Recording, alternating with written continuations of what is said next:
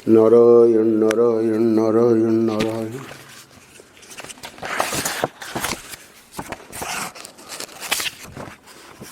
आज 4 दिसंबर है।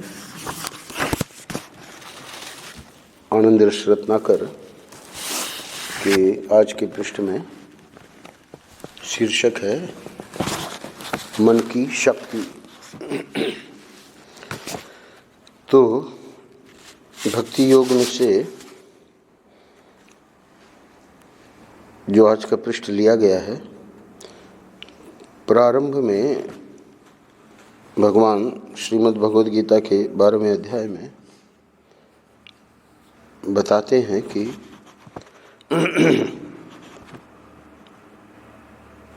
ध्यान आदि को लेकर और भी बहुत सारी चीज़ें हैं। तो शुरू का ही प्रवचन है, पृष्ठ संख्या 66-67।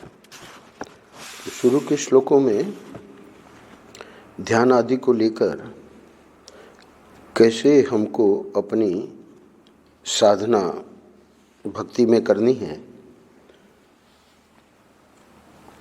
परम पूज्य महाराज श्री कहा करते थे कि मन कहिए माया कहिए, समष्टि जब ईश्वर की शक्ति का नाम हम लेते हैं तो वो माया है। व्यष्टि वही माया एक एक जीव में किस रूप में है? मन के रूप में। तो मन जो है वही माया है। तो माया की शक्ति से आज के पृष्ठ के अंत में परम पूज्य महाराज श्री बताएंगे कि माया यानी वो जो ठाकुर जी का मन है, ब्रह्मा जी का मन है। तो ब्रह्मा जी ये जो सृष्टि करते हैं, नीचे से दूसरी पंक्ति देखिए, ये संसार ब्रह्मा जी ने मन के संकल्प से ही बनाया है। ब्रह्मा जी का मन क्या है? माया। तो ब्रह्मा जी जब संकल्प करते हैं कि ये सृष्टि बन जाए, ये सृष्टि बन जाती है। कोई जैसे हम लोग मकान बनाते हैं, लोहा सीमेंट है ना, सब ईंटा वगैरह लाते हैं। ब्रह्मा जी को ये सब कुछ लाने की जरूरत नहीं पड़ी, सिर्फ संकल्प किया और अनंत कोटि ब्रह्मांड, चंद्रमा, सूर्य, नक्षत्र, आप देखते ही हैं, समुद्र, पर्वत, पशु पक्षी, मनुष्य और बाकी 14 लोग जो हम लोगों की दृष्टि में नहीं है, 14 भुवन। तो वो 14 भुवन में क्या क्या है? दुनिया भर का नागलोक, पाताल में है ना, उधर आगे जन मह सत्य, ये सब लोक हैं, वैकुंठ लोक, गोलोक। तो ब्रह्मा जी ने मन के संकल्प से ही बनाया है। भगवान नारायण ने, अंतिम 2 पंक्तियां, भगवान नारायण ने मन के संकल्प से ही उर्वशी अप्सरा को प्रकट किया था। श्रीमद् भागवत महापुराण में ये कथा आगे आई है, अंतिम स्कंदों में, संभवतः 10वें या 11 स्कंद में। 11 स्कंद में ये वर्णन आया है कि नर नारायण तपस्या कर रहे थे और इंद्र ने अपनी सब सेना भेजी। उसको तो ये डर रहता है कि हमारा पद न ले ले। तो बड़ा वहाँ अप्सराओं ने नाच गान किया उनकी तपस्या को भंग करने के लिए। वहाँ क्या होना था? तो स्वयं ठाकुर जी फेल हो गए बेचारे। तो निराश होके जाने लगे तो नारायण ने बुला के कहा, अपने जंघा से एक अप्सरा उत्पन्न करी, इतनी सुंदर कि इंद्र के पास तो ऐसी अप्सरा थी नहीं। बोले कि ये गिफ्ट में दे देना इंद्र को। भगवान नारायण ने मन के संकल्प से ही उर्वशी अप्सरा को प्रकट किया था। वहाँ कोई उर्वशी अप्सरा जैसे माता पिता के सहवास से संतान उत्पन्न होती है, वैसे नहीं उत्पन्न हुई, संकल्प से ही। और यहाँ तक ये तो भाई आप नारायण और ब्रह्मा जी की बात कर रहे हैं, आप मनुष्यों की बात करिए। महर्षि अंतिम वाक्य में कह रहे हैं, योगी अपने मन के ही संकल्प से अनेक रूप काय व्यूह बना लेता है। तो शास्त्रों में वर्णन आया है, अब तो ऐसे योगी होंगे कहीं हिमालय वगैरह में, परंतु दुर्लभ हैं। तो उनके बारे में शास्त्रों में वर्णन आया है कि वे चाहें क्या करते भी हैं। योगी को पता है कि भाई 100 जन्म मुझे अभी लेने पड़ेंगे मुक्त होने के लिए, तो अपने संकल्प से 100 रूप बना लेता है इसी जन्म में। और वो जो 100 जन्मों में भोग करना है वो इसी एक जन्म में ही, उसको काय व्यूह कहते हैं। तो काय व्यूह मतलब अनेक रूप।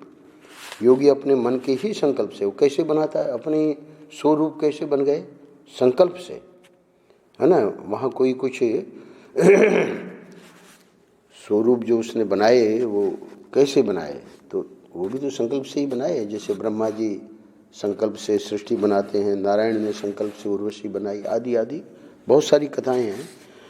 तो ये परम पूज्य महाराज श्री आज के पृष्ठ में जो हम लोग साधना करते हैं, भक्ति करते हैं, तो वो भक्ति में इस मन की इस शक्ति का उपयोग करना है, और वो उपयोग कैसे करना है उसको बताएंगे।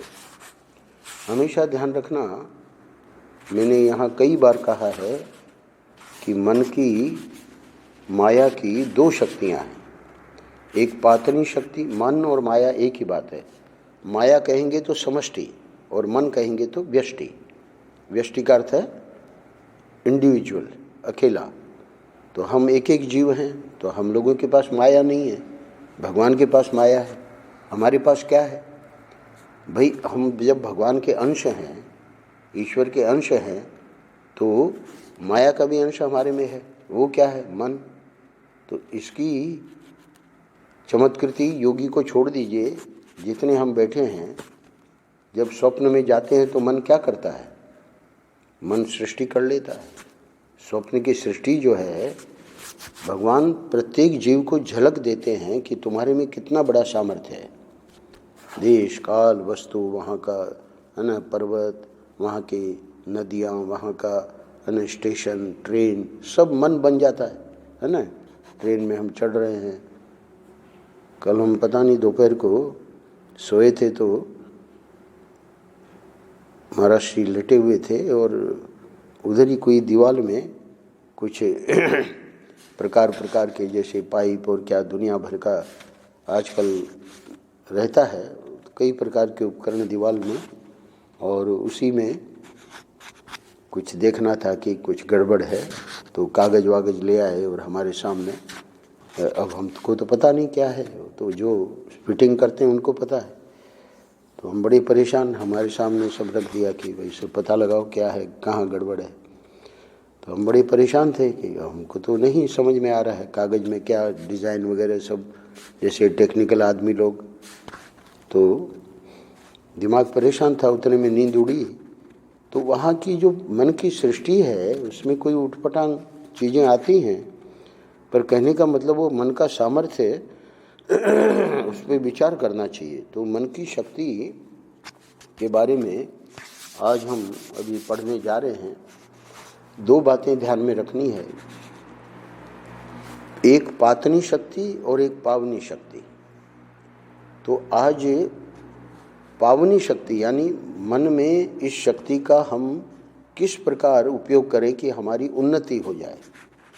मन की पातनी शक्ति कहाँ, इसका कहीं वर्णन है क्या आनंद रस रत्नाकर में?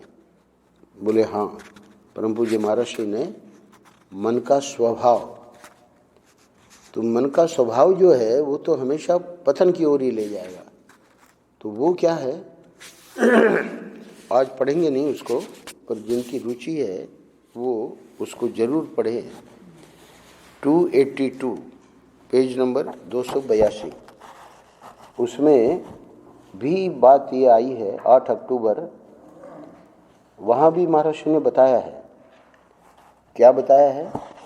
महर्षि ने वहाँ बताया है कि मन की शक्तियाँ असीम हैं, तो वो जो असीम शक्तियाँ हैं वहाँ पर पावनी शक्ति का वर्णन नहीं किया है, क्योंकि मन का स्वभाव हमको, जैसे पानी का स्वभाव आप देखेंगे, जहाँ उसको धरातल यानी नीचाई मिलती है वहाँ झट से, है ना, 5 माले की बिल्डिंग है या 10 माले की बिल्डिंग है तो पानी ऊपर चढ़ाना है तो आपको पानी ऊपर अपने आप नहीं चढ़ेगा, पंप से चढ़ाना पड़ेगा।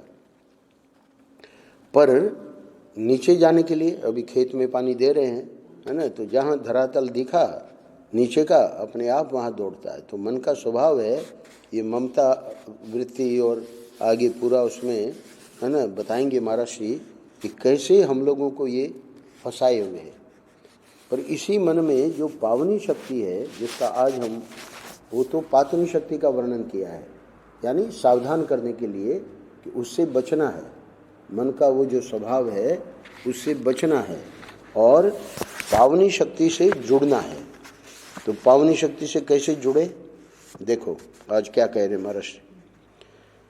भक्ति मार्ग में ध्यान कहते हैं, यानी ध्यान की परिभाषा भक्ति मार्ग में क्या है, दर्शन समानाकार वृत्ति को, ये पारिभाषिक शब्द है।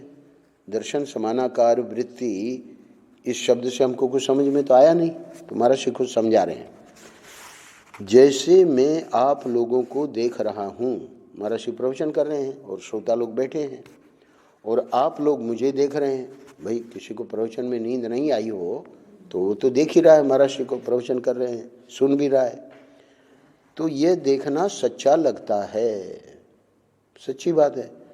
ऐसा थोड़ी है कि हम लोग देख रहे हैं, अभी जैसे आप लोग हम मुझे देख रहे हैं, मैं आपको देख रहा हूँ, ऐसा थोड़ी कि हम लोग को ये जो मन का स्वभाव उसमें लिखा है, बोले ये इंद्रजाल है, ये स्वप्न है, ये सच्चा नहीं है। तो ये हमको तो अभी सच्चा ही लगता है। तो वो इंद्रजाल की बात इसलिए सुनाई है कि मन का जो स्वभाव है हमको नीचे ले जाने का, उसमें हम कहीं फंसे नहीं, सावधान करने के लिए। पर अभी व्यवहार की बात तो इतनी है कि मैं आपको देख रहा हूँ, मुझे सच्चा लग रहा है, आप मुझे देख रहे हैं, है ना, आप लोगों को सच्चा लग रहा है। तो अब दर्शन समानाकार वृत्ति का अर्थ क्या है, भक्ति में अगर ध्यान हो रहा है तो उसका आगे वर्णन कर रहे हैं। ऐसे ही मतलब जैसे जागृत में हमको ये दिखाई दे रहा है, अभी इधर ठाकुर जी हैं अर्चा विग्रह, ये भी तो जागृत में हैं, तो ऐसे ही भगवान का ध्यान करें। तो बिहारी जी के लोग जाते हैं, पता नहीं उनको क्या क्या अनुभव होते हैं, है ना। तो ऐसे ही हमारे राधा गिरधर गोपाल, जब भाव बनेगा भक्त का तो बातें होने लगेगी, तो वो दर्शन समानाकार वृत्ति हो गई, मतलब उसका सचमुच में ध्यान लग गया। क्या हो गया, यानी आप लोग भी बैठे हैं पर वो भक्त लोग है, सॉरी जो भक्त है वो बातें कर रहा है, मन ही मन ठाकुर जी से बातें हो रही है। कभी कभी आप देखोगे वो हंस रहा है, आंखें बंद है, अपने आप ही हंसने लगा, अपने आप ही थोड़ा, है ना, रुआंसा हो गया। तो उसके चेहरे को देखते जाओ तो इसका मतलब उसको ध्यान लग गया। तो ध्यान में क्या होगा, अब देखिए सुनिए।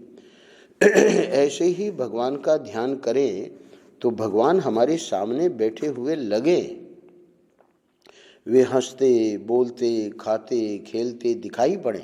भोग लगा दिया, भोग लगा के, है ना, बैठ गए, तो बैठ गए पर्दा लगा के, तो ध्यान में लगे कि ठाकुर जी पा रहे हैं, और पाने में जो हमने एक चीज़ परोसी वो अच्छी नहीं लगी उनको, तो इसलिए तो वो जो भक्त होते हैं उनको पता लग जाता है कि भाई ये चीज़ अच्छी नहीं बनी।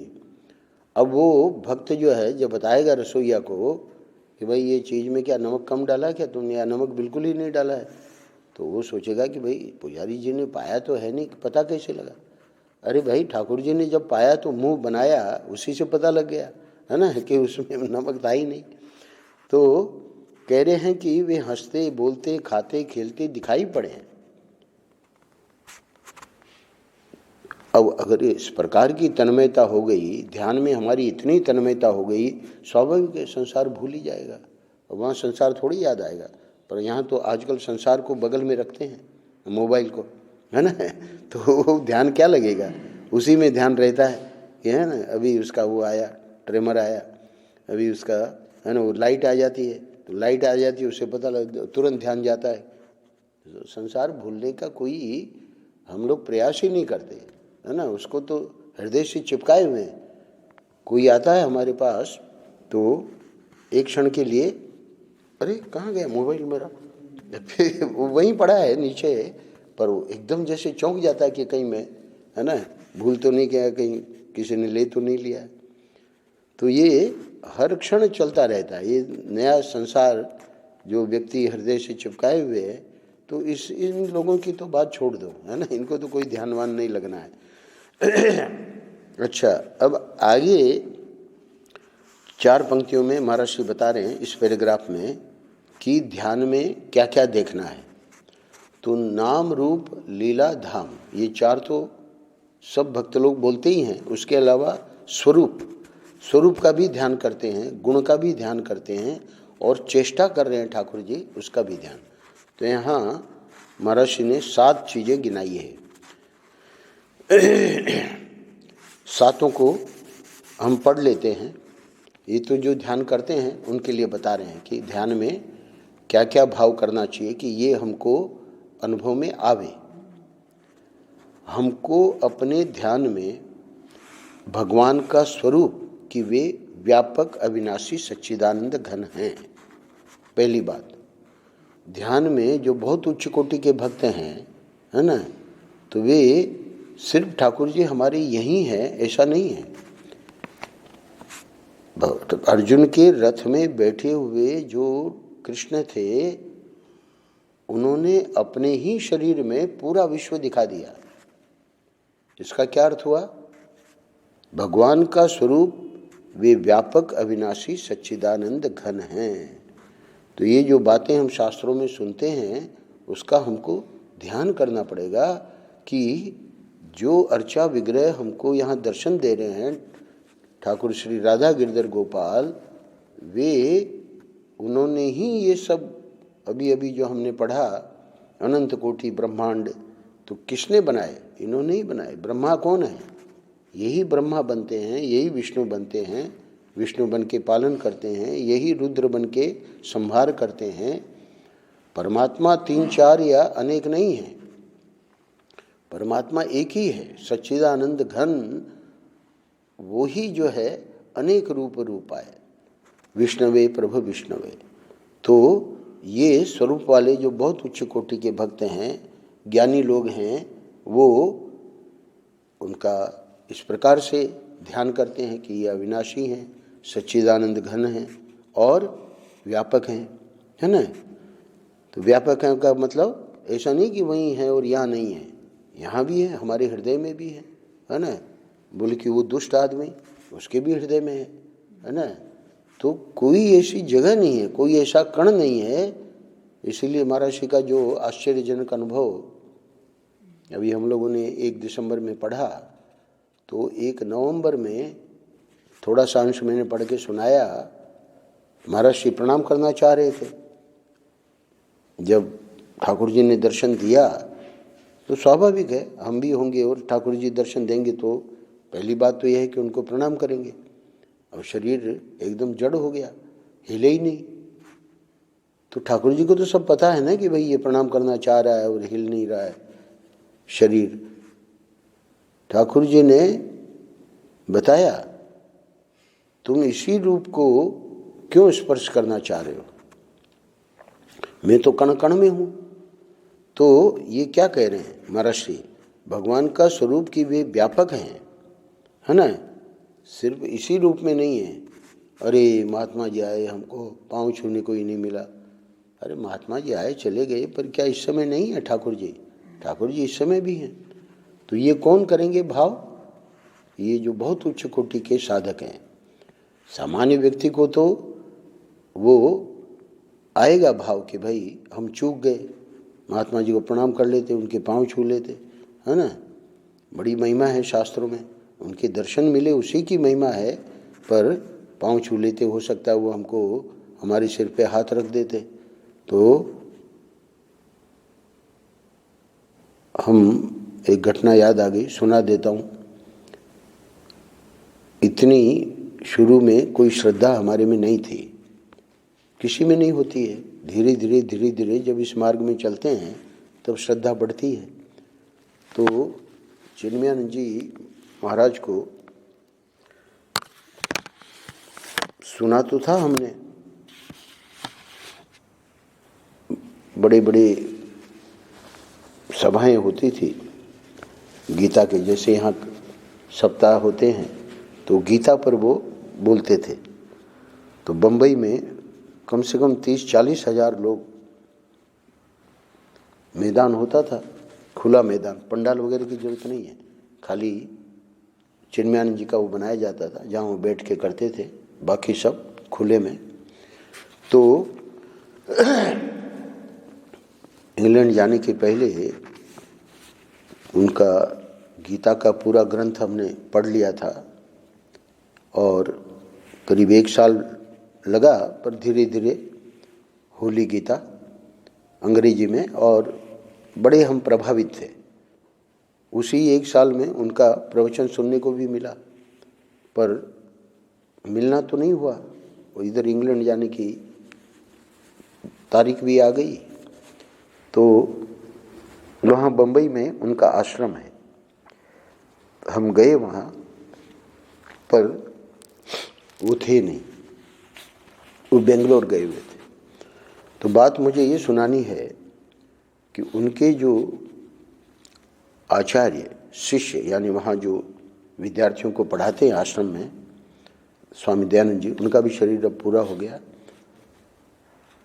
नरेंद्र मोदी बहुत मानता था उनको। तो अपने यहाँ भी आए, आनंद वृंदावन में भी आए, महर्षि के लीला स्मरण के बाद। तो दयानंद जी के बारे में हमको बताया गया कि भाई इस समय हैं और आप उनके दर्शन कर लो। हम गए, पर हमको तो चिन्मयानंद जी से मिलना था, उनसे क्या मतलब, और हम तो डॉक्टर थे, तो इस रूप में नहीं थे, पैंट शर्ट जैसे हमारे तरुण। तो हम गए और वहाँ वो जो ले गया हमको, उसने तो साष्टांग प्रणाम किया, हमने ऐसे ही खड़े खड़े प्रणाम कर लिया। तो महात्मा लोग तो जानते हैं कि भाई इसकी कोई श्रद्धा वृद्धा तो है नहीं। तो फिर इन्होंने बताया कि ये इंग्लैंड जा रहे हैं, डॉक्टर हैं, परिचय दिया हमारा, और वहाँ बैठा दिया हमको। बोले कोई प्रश्न हो तो पूछ लो। हमने कहा कि ये जो ब्रह्मचारी आपका है आश्रम में, इसने हमारे प्रश्नों का उत्तर दे दिया है, अब तो कोई प्रश्न है नहीं। ठीक है, प्रसाद दे दिया, हम आ गए। उस ब्रह्मचारी ने बताया कि स्वामी जी, डॉक्टर कासट, पूर्वाश्रम का हमारा जो नाम था, इनके प्रवचन प्रतिदिन हो रहे हैं। तो अगर आप चाहें तो सुबह प्रवचन, तो हमको अभी 10 दिन बाकी थे जाने में, तो चिन्मयानंद जी का तो मिलना था नहीं क्योंकि वो तो बेंगलोर थे। हम प्रवचन में जाने लगे और वो मांडुक्य उपनिषद पे अंग्रेजी में बोल रहे थे। अब वो 8-9 दिन हम गए, 10वें दिन हमको जाना था, प्रवचन तो और चलने वाले थे 5 दिन और। तो जिस दिन हमको जाना था उस दिन हमने पूछा कि हम इनको मिल सकते हैं क्या प्रवचन के बाद, मतलब तुरंत तो जाते होंगे नहीं।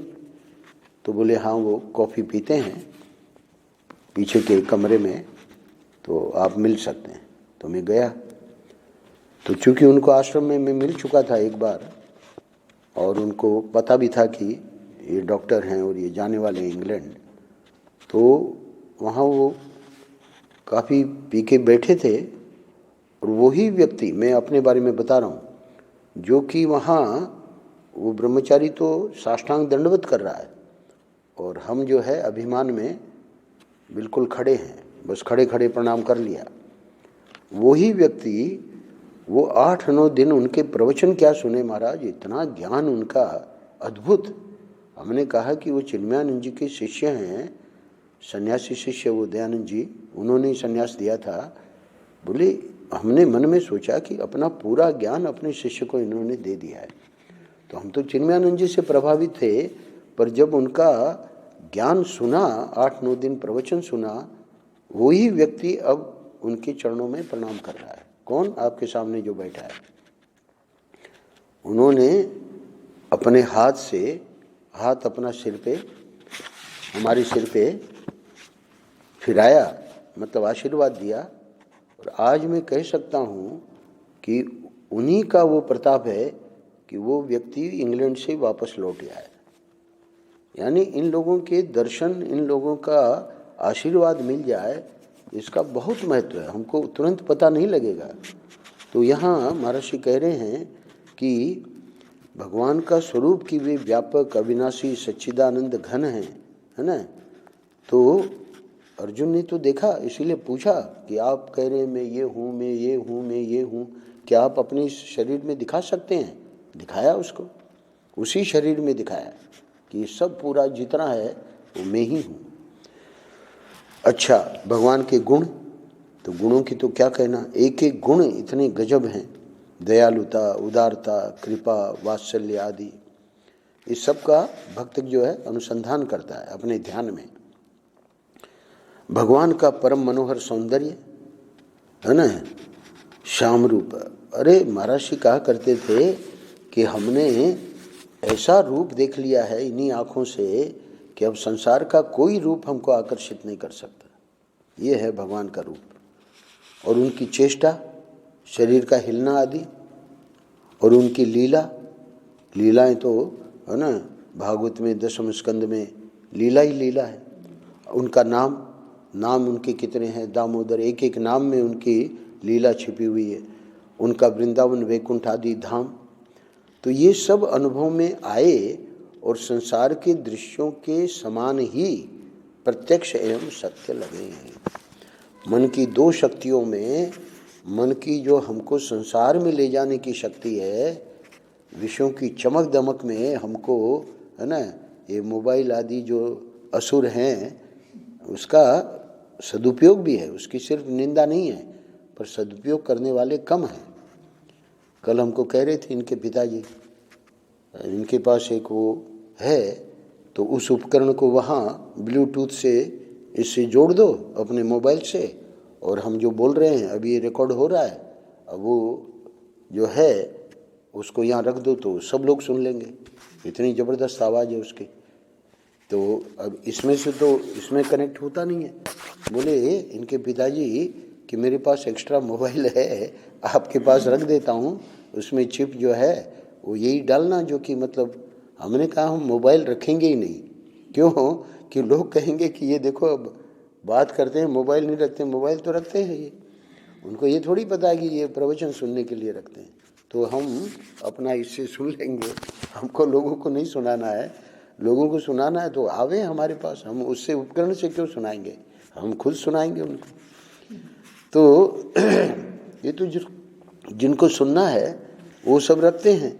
तो कहने का मतलब कि ये जो संसार है वो तो आकृष्ट करके और पातनी शक्ति में ले जाएगा, पर इसी संसार में महात्मा लोग रहते हैं, वो पातनी शक्ति में कहाँ जाते हैं? उनका नियम देखो, सुबह से रात तक उनका, है ना, स्वामी रमणानंद जी यहाँ थे, परमेश्वरानंद जी थे, है ना, दत्ता अवधूत जी थे, एक एक महात्मा यहाँ थे। देखिए कोई चर्चा नहीं, कोई टीवी नहीं, कोई मोबाइल नहीं, है ना। और मोबाइल थे उनके शिष्यों के पास, और कोई गलत उसका उपयोग नहीं, कोई लोगों से बातचीत नहीं, है ना, किसी का नंबर नहीं लेना। कितना गजब का, बस माला हाथ में, 8-9 शिष्य हर एक के हाथ में माला, है ना, देवियाँ देवता सबके हाथ में, यानी कोई दूसरा काम ही नहीं। तो ये यहाँ महर्षि बता रहे हैं कि ये हमको करना है। तो ये सब अनुभव में कैसे आता है उस भक्त को? संसार के दृश्यों के समान ही प्रत्यक्ष एवं सत्य लगे। अब उसी की एक घटना यहाँ आगे सुनाने जा रहे हैं। एक संत की कथा इस विषय की कही जाती है। वे एक धनी व्यक्ति के यहाँ हल जोतने की नौकरी करते थे। अब वो संत तो थे, पर जीविका के लिए बहुत गृहस्थ संत होते हैं, जैसे जड़ भरत थे, है ना, घर से निकाल दिया तो जाके अपना करने लगे दूसरी जगह काम, वो लोग कुछ दे देते थे खाने पीने के लिए। तो ऐसे ही ये भी अपना हल जोतते थे। तो हल जोतते जाते और नेत्र बंद करके भगवान का ध्यान करते जाते थे।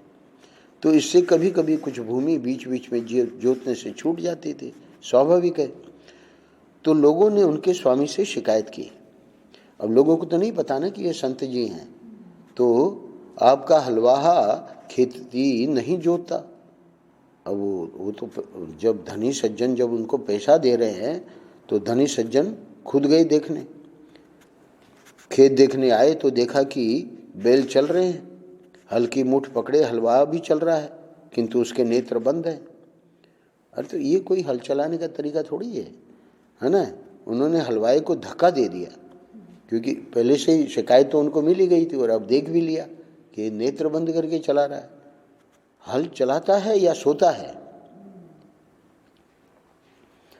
अच्छा, हुआ क्या, धक्का लगते ही एक कटोरा गरम गरम कढ़ी कहीं से वहां गिर पड़ी। धनी सज्जन ने चौंक कर पूछा, ये कढ़ी कहां से कैसे आ गई? तो अब यहां ये जवाब देंगे। हल चलाने वाले संत ने बड़े संकोच से बतलाया, मैं ध्यान में, अब वो आंखें बंद थी ना, तो आंखें बंद थी तो उसका ध्यान लगा हुआ था। इसको मानसी सेवा कहते हैं। तो मानसी सेवा यानी मन ही मन वो, अब मानो कि ठाकुर जी को हम कढ़ी का भोग लगा रहे हैं। तो मानसी सेवा में कह रहे हैं कि मैं ध्यान में भगवान को नैवेद्य अर्पित कर रहा था। कढ़ी परोसने को मैंने उठाई ही थी कि आपने मुझे हिला दिया, है ना। ठाकुर जी के भाई जो कटोरी थी तो उसमें कढ़ी ठाकुर जी ने पाली थी तो खाली हो गई। तो बड़े कटोरे में जिसमें कढ़ी थी तो उससे मैंने उठाया कि भाई ठाकुर जी को परोस दें। अब उसकी वो सेवा मन ही मन चल रही है। वहाँ वो तो हलवा है, वहाँ कोई कढ़ी वड़ी कुछ नहीं है, मन में ही सब ठाकुर जी। ऊपर बताया ना, संसार के दृश्यों के समान ही प्रत्यक्ष एवं सत्य लगे। तो वहाँ उसके लिए वो सब प्रत्यक्ष है। ठाकुर जी का पा रहे हैं और कढ़ी, है ना, खाली हो गई है कटोरी, अब मुझे परोसना है। अब वहाँ वो हलवा है, पर वो अपना संत थे तो अपना कर लेता था, अपने हल जोते जोते ही अपना सब ध्यान कर लेता था। पर जब उसने धक्का दिया कि हल चलाता है या सोता है, तब जाके वो धक्के के कारण बताया उसने कि आपने मुझे हिला दिया। अरे भाई, हम जब परोस रहे हैं और कोई एकदम हमको धक्का दे दे तो वो तो कटोरा हाथ से गिरेगा ही गिरेगा। अब वो कटोरा गरम गरम कढ़ी वहाँ गिरी तो वो धनी सज्जन बोले कि ये कढ़ी कहाँ से और कैसे आ गई? तब उसने बताया, इससे वह मेरे हाथ से छूटकर गिर पड़ी। अब महाराज श्री जानते हैं कि ये कथा लोग सुन तो लेंगे, पर ये जो कलयुग के श्रोता हैं उनको विश्वास किसी को नहीं होगा, है ना। जो बहुत उच्च कोटि के भक्त हैं उनकी बात छोड़ दीजिए, वो तो श्रोताओं में कोई दो तीन एक दो रहते होंगे, बाकी तो सब सोचेंगे कि सब गप है। तो यदि तुमको इस घटना के संबंध में शंका होती है कि मन में संकल्पित कढ़ी स्थूल रूप धारण करके बाहर कैसे गिर सकती है, तो इसका यही अर्थ है, ध्यान से सुनना, कि तुमको मन की शक्ति ज्ञात नहीं है। इसीलिए हम लोग क्या करते हैं, हम लोग प्रार्थना करते हैं, भजन करते हैं। क्या भजन है? बहुत बढ़िया भजन है। अभी वंदना का जन्मदिन था तो एक वो भजन गाने वाला भी उनके गुरु हैं, वो भी बहुत बढ़िया भजन गाती है वंदना भी। तो हमने कुछ मन के बारे में उस दिन अपने सत्संग में कुछ बात कही, फिर हमने कहा कि तुम भजन सुनाओ। हमको मन की शक्ति देना, मन विजय करे। वो भी बड़ा होशियार था। देखा स्वामी जी ने मन के बारे में बताया तो उसी के ऊपर भजन गाया। तो हम लोग, मन की शक्ति हमको कहाँ ज्ञात है? हम तो प्रार्थना करते हैं कि हमको मन की शक्ति दो। क्यों? जो मन की शक्ति ठाकुर जी ने दे रखी है वो पातनी शक्ति में ही हम पड़े हुए हैं। ये पावनी शक्ति का तो हमको अब ये पढ़ रहे हैं तब पता लग रहा है अरे ऐसी भी घटनाएं होती हैं। तो महर्षि कह रहे हैं, स्पष्ट कह रहे हैं कि किसको शंका होगी, जिसको मन की शक्ति पता नहीं है। इसलिए अंतिम दो पंक्तियों में जो मैंने शुरू में ही पढ़ी, क्या बताया? ब्रह्मा जी, तो बोले हम तो ब्रह्मा जी हैं नहीं। नारायण, बोले हम तो नारायण हैं नहीं। योगी, अरे योगी तो हमारे में से ही तो होगा।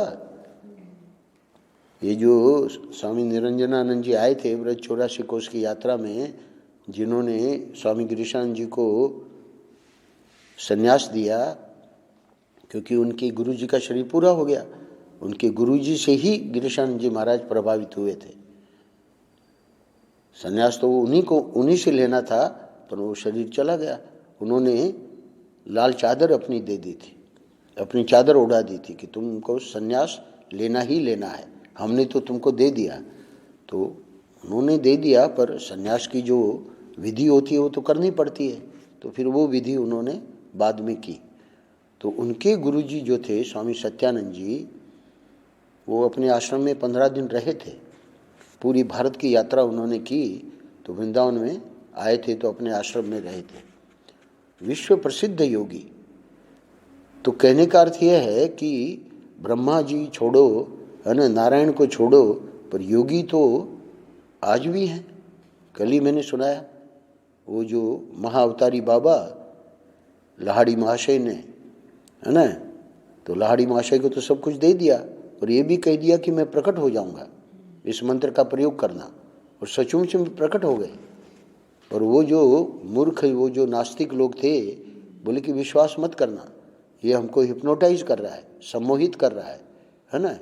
तो इनके सामने तो कुछ भी दिखा दो।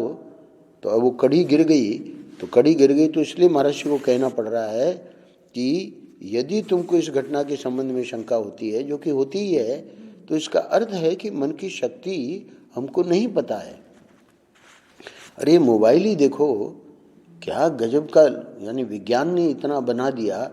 तो ठाकुर जी ने ये जो बनाया है, उस मोबाइल को बनाने वाला जो है, उसमें कितना क्या है ना संभावना, वो तो साक्षात ईश्वर का अंश है। तो इसलिए मन की शक्ति को कभी अंडर एस्टिमेट नहीं करना चाहिए। अब हम पूरा करते हैं, समय ज़्यादा हो गया। यह मन की ही शक्ति है जो तुम्हारे हाथ, जिह्वा और वाणी को गति दे रही है। अरे एकदम लकवा लगा हुआ व्यक्ति सत्य साईं बाबा के पास, अब वो क्या है, उनकी मन की शक्ति देखिए। वो आया व्हील चेयर पे और जा रहा है चल के। ऐसे बहुत सारी घटनाएं हुई। तो कैसे उन्होंने उसको ठीक कर दिया? मन की शक्ति। तो मन की शक्ति से हाथ, जिह्वा, उड़िया बाबा जी महाराज का एक वो लेटा हुआ था घर में, लकवा लगा था। बाबा कभी भी कहीं भी चले जाते थे, अचानक उनके घर में चले गए वो माता जी। अरे देखा कि गुरुजी आए। वो जो 1 साल से पड़ी थी बिस्तर में, उठ के खड़ी हो गई बाबा को प्रणाम करने के लिए। लोगों को आश्चर्य हुआ कि ये तो उठ ही नहीं सकती थी, है ना। तो महात्माओं में ऐसा पावर होता है ना। तो हमारे में भी वो पावर है, क्योंकि वो तो महात्मा बन गए और हम लोग जो है दुरात्मा बने हुए हैं, है ना। दुरात्मा मतलब कोशिश ही नहीं कर रहे हैं कि इधर की ओर कुछ लगावें अपनी शक्ति। तो उसके लिए तो साधना करनी पड़ती है ना। तो यह मन की ही शक्ति है जो तुम्हारे हाथ, जिह्वा और वाणी को गति दे रही है। मन का तो फिर साधना में क्या करना पड़ेगा? मन का ठीक संयम हो। यहाँ तो पूरा जीवन ही असंयमित है ना। आज पेट खराब है, क्या हुआ? बोली ज़्यादा खा लिया। ज़्यादा क्यों खाया जब तेरे को पता है पेट खराब हो जाएगा, है ना। मन का ठीक संयम हो, संकल्प दृढ़ हो। संकल्प कहाँ दृढ़ होता है? इसीलिए गुटखा छोड़ने वालों को कहते हैं कि भाई छोड़ रहे हो तो वापस तो शुरू मत करना, है ना। संकल्प दृढ़ नहीं रहता। उस समय तो संकल्प करते हैं कि हम नहीं खाएंगे। हमारे शुक्ला जी यहाँ से हमने छुड़वा दिया था, गांव गए, लौट के आए, खाना शुरू कर दिया। संकल्प दृढ़ हो तो मन में सोचा पदार्थ स्थूल रूप धारण कर सकता है। यानी इसके लिए बहुत बड़ी साधना करनी पड़ती है। मन में भगवान के लिए जो कुछ सोचोगे वह होता जाएगा। जैसे ये कढ़ी का कटोरा गिर गया। नारायण नारायण नारायण नारायण।